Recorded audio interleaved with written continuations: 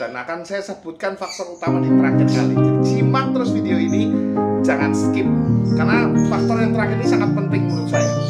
Jadi simak terus ya video ini, jangan skip supaya saya dapat berguna buat seluruh Kicomania Nusantara, seluruh Lampmania Nusantara, karena channel ini memang saya jadikan sebagai satu kesempatan saya untuk membagikan apa yang pernah saya alami selama saya bermain.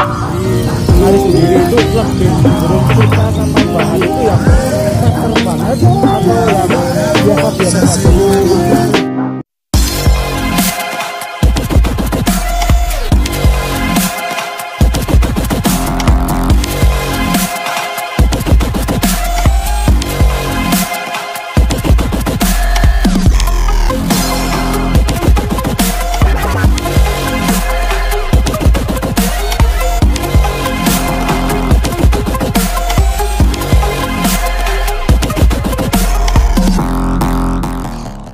Halo, selamat datang di channel kesayangan saya, Excellent Bird.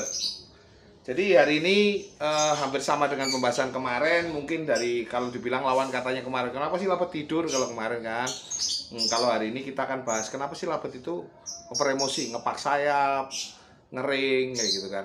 Kepo salah satunya juga. Keponya kepo ngejar, bukan kepo emosi gitu kan, sama ngering sama bunyi ya. Hari ini saya akan bahas itu teman-teman. Jadi gini, menurut pandangan saya burung labet yang ngepak sayap ada beberapa faktor dan akan saya sebutkan faktor utama di terakhir kali. Jadi simak terus video ini, jangan skip karena faktor yang terakhir ini sangat penting menurut saya. Jadi simak terus ya video ini, jangan skip supaya saya dapat berguna buat seluruh Kicomania Nusantara, seluruh Labetmania Nusantara, karena channel ini memang saya jadikan sebagai satu kesempatan saya untuk membagikan apa yang pernah saya alami selama saya bermain labet. Yuk teman-teman kita simak ya. Yang pertama yaitu kenapa sih labet sering over emosi, ngepak sayap atau ngering atau kepo dengan emosi gitu ya. Salah satunya yaitu faktor umur. Faktor umur itu menentukan seperti juga hanya manusia. Ketika saat masih dalam muda-mudanya dia lepas paut gitu, dia cenderung emosinya tinggi. Kadang cuma ngek-ngek atau wek-wek terus dia ngepak sayap gitu. Emosinya tidak stabil. Seperti juga manusia muda yang baru beranjak dewasa, dia mesti emosinya tidak stabil. Semakin dewasa usia burung, dia akan emosinya akan semakin stabil. Itu salah satunya. Yang kedua yaitu faktor karakter burung yang memang cukup faktor. Saya agak sedikit buat kepekan ya teman-teman ya, karena kalau enggak saya bahasnya nggak bisa luas, karena hari ini saya nggak pakai tandem unggilang atau sapa. Saya coba buat vlog sendiri karena kondisi kesibukan saya. Semoga ini tetap berguna lah buat teman-teman, karena ini akan saya sharingkan pengalaman-pengalaman saya. Yang ketiga yaitu birahi tingginya nanggung. Jadi begini teman-teman, ketika burung itu birahinya nanggung, dia kalau terlalu tinggi dia tidur, dia ngeriwik, dia ngembang, itu terlalu tinggi. Tapi kalau misalnya dia birahinya pas, dia nembaknya enak gitu loh. Birahinya kurang tinggi tapi tetap nanggung gitu loh. Tingginya nanggung kalau aku bilang. Jadi akhirnya dia mau bunyi enak susah, akhirnya ngepak gitu loh, ngepak ya. Oke, terus yang keempat, tangkringannya mungkin kurang nyaman. Jadi mungkin buat teman-teman nih sebelum ngesetting labet, salah satu yang bisa membuat labet itu punya teman-teman itu di tangkringan bisa ngekek enak, dia tidak banyak lompat-lompat.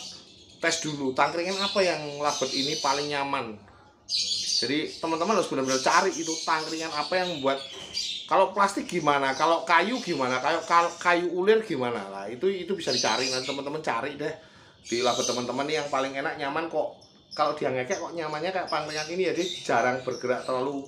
Ciri-cirinya apa sih? Jarang lompat, jarang dia geser terlalu bingung kayak burung bingung. Tapi kalau dia nyaman duduknya, dia ngekeknya akan enak. Nah, faktor terakhir yang paling membuat burung itu sering seperti ngepak sayap, ngering, emosi kan gitu kan, itu yaitu yang paling fatal aku bilang, yaitu burung tidak pernah ketemu burung. Makanya zaman dulu nggak ada. Zaman dulu saya sering bolak-balik ngomong teman-teman, saya tegaskan di konten hari ini, di tutorial hari ini, bahwa burung kalau jarang ketemu burung pasti emosinya akan naik. Dan ketika emosinya dia naik, karena dia kan nggak pernah ketemu burung, dia seperti merasa menguasai area yang dia punya. Jadi ketika ada burung baru masuk, ya mungkin teman-teman pernah ngalamin nih, ketika saya bawa burung baru nih, di rumah ada burung labet banyak, saya bawa burung baru masuk ke rumah.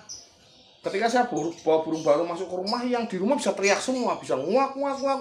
Mereka emosi semua, mereka mau menunjukkan bahwa ini loh, saya di sini, saya tuh ada di sini gitu loh. Jadi burung labet itu kan teritorial, jadi dia menguasai lingkungan, menguasai keadaan. Makanya burung labet setiap ketemu burung baru dia akan lebih cenderung naik emosinya. Kalau tidak diimbangi dengan birahi yang cukup, akibatnya hanya emosi aja yang menonjol, birahinya kurang, itu ada resiko juga yang menyebabkan burung itu tidak nyaman. Tapi dia hanya istilahnya kayak orang itu marah-marah menunjukkan jati dirinya, kayak getak gitu loh, kayak gertak gitu loh. Wek, gertak itu tujuannya menunjukkan gitu loh, ada aku gitu loh. Kamu jangan macam-macam kayak gitu loh. Jadi seperti itulah gambarannya gitu. Makanya kalau teman-teman memang pengen burung teman-teman itu tidak banyak ngepak, tidak kepo, tidak ngering sambil bunyi, mungkin jalan satu-satunya yaitu sering ketemu burung atau sering di koloni. Koloni kan sudah saya sebutkan di vlog yang kemarin nih, koloni bisa koloni tempel, bisa koloni dengan sepasang, bisa koloni dengan mungkin 3 burung, atau mungkin koloni besar dengan beberapa burung. Kalau zaman dulu nggak ada burung itu yang istilahnya kalau dia belum nyaman bener, dia tidak sering digantang, pertama kali kadang dia ngepak. Ketika burung awal digantang dan dia settingannya vektor tunggal tanpa lihat burung, digantang kadang kalau dia belum nyaman bener dia ngepak gitu loh. Kalau belum dia emosinya belum tertata, dia belum bisa mengendalikan emosinya, dia ngepak. Tapi lama-lama ketika sering digantang seperti paut lah. Kalau teman-teman inget nih, gantang paut nih, biasanya kalau gantang paut kan pertama kali digantang ngepak ya kan, ngepak. Bahkan kalau kelas baby nih ngepak karena dia usianya masih muda, dia pengen menunjukkan jati dirinya, lompat nakal, ngepak. Pakainya ditinggiin agak, walaupun dia tidak menunjukkan birahi karena labet paut belum birahi ya. Dia begitu pakainya ditinggiin, jemurnya dikencengin, kan otomatis dia ngembang. Nah ketika ngembang tuh bunyinya duduk enak, bahkan karena saking tingginya dia tidur, yang kayak vlog kemarin itu. Nah makanya burung paut sistemnya paling enak pakai koloni, karena dengan koloni mempermudah. Kalau dulu nggak ada paut koloni, waktu awal-awal paut itu zamannya masih single semua, banyakan single, tidak semua sih tapi banyakan single. Lah untuk mempermudah memang jalannya cuman koloni atau sering ketemu burung. Makanya saya sering bilang bahwa digantang terus itu juga koloni, karena tiap dia digantang tiap hari itu ketemu burung gitu loh. Jadi teman-teman bisa pakai cara digantang terus atau ditempel. Efeknya ditempel itu burung jadi nggak gampang kepo, burung itu nggak gampang ngepak, karena dia akan cenderung lebih emosinya lebih terkontrol. Karena kalau biasa ketemu burung sama enggak, seperti ibaratnya kalau laki-laki tuh lihat perempuan busananya agak minim tuh, ya kan, busananya agak minim, matanya melotot, gitu, katanya kan gitu kan. Tapi kan kalau sudah sering mah biasa aja. Di luar sana banyak orang-orang pakai bikini, pakai baju tipis-tipis, udah biasa-biasa aja tuh. Mungkin bagi orang-orang yang jarang lihat, wow katanya gitu ya. Seperti itulah burung labet juga sama. Intinya kalau dia jarang sekali ketemu burung, dia akan emosinya meningkat gitu loh. Jadi makanya kalau paling mudah jalan satu-satunya yaitu bisa dengan cara itu tadi, ditempel, dipisah. Kalau dia ngekeknya udah enak, teman-teman bisa mulai diajak ke lapangan, ditemuin burung-burung di luar sana. Karena kalau di satu koloni rumah saja, itu burung-burung yang di rumah itu mungkin tidak bawa pengaruh emosi, karena dia di rumah sudah sering ketemu. Mungkin dibawa ke lapang, ditaruh di pinggir, ditemukan burung-burung dari luar, lama-lama dia mulai ngontrol emosi ya, seperti orang ngontrol kemarahan ya kan. Dia mulai sudah bisa ngontrol emosi, otomatis dia akan terbiasa dan dia tidak lagi terlalu over emosi. Atau digantang rutin, cuman itu tidak saya sarankan sih, karena mungkin resikonya juga kondangan banyak. Tapi teman-teman bisa bawa dulu ke pinggir lapangan, dicantelin di pinggir lapangan, atau di track dengan sama burung dengan jarak tertentu gitu loh. Itu bisa digunakan.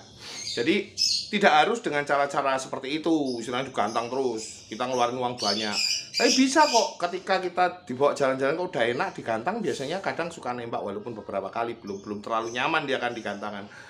Lah atau dengan cara cabut petel teman-teman. Jadi misalnya sepasang, cabut deh satunya yang buat playernya nih, kita cabut, kita campur lagi, kita cabut. Oh udah enak nih, boleh dibawa ke lapang, di jalan-jalan dulu.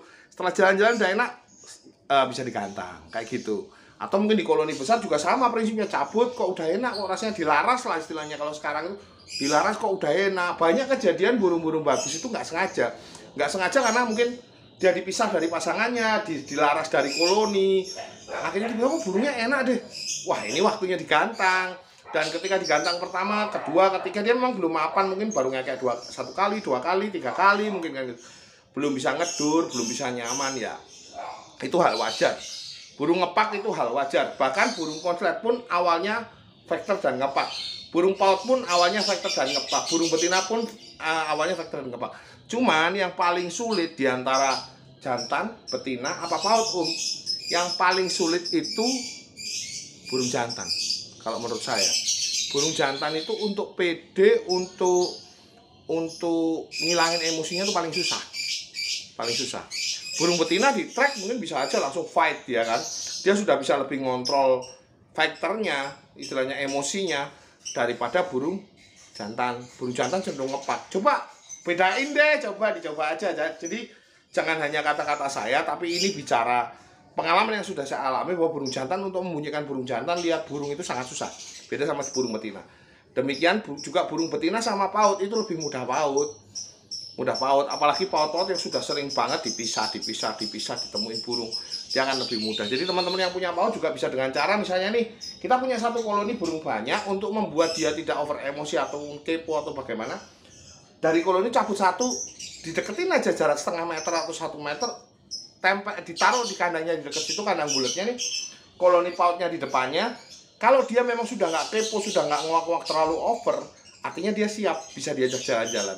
Salah satu ngetes paut yang bisa diajak jalan-jalan kayak apa sih?